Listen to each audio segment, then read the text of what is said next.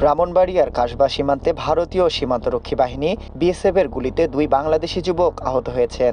শনিবার রাত 1:30টার দিকে উপজেলার খাদলা সীমান্তের শ্যামনগর এলাকায় এ ঘটনা ঘটে।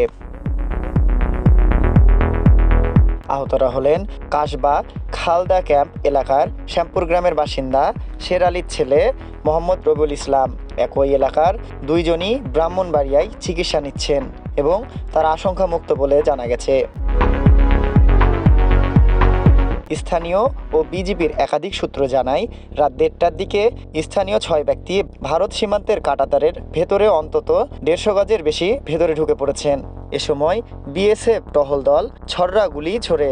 এতে আহতদের মধ্যে 2 জনকে এলাকাবাসী আহত অবস্থায় উদ্ধার করে হাসপাতালে নিয়ে যায়।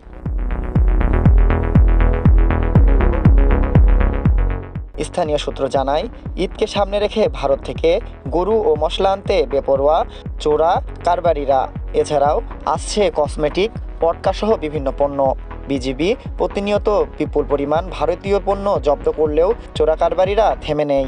বিজিবি সীমান্তে চলাচল বিষয়ে জনসচেতনতা সৃষ্টি নিয়ে কাজ করলেও এতে ভালো ফল পাওয়া যাচ্ছে না। বিজিবি 60 ব্যাটালিয়নের অধিনায়ক লে কর্নেল জিয়াউর রহমান সীমান্তে 2 জন আহত হওয়ার খবর নিশ্চিত করেছেন। তিনি জানান, এ বিষয়ে বিকেলে বিএসএফের সঙ্গে পতাকা বৈঠক আছে, সেখানে গুলির বিষয় নিয়ে বিস্তারিত আলোচনা হবে।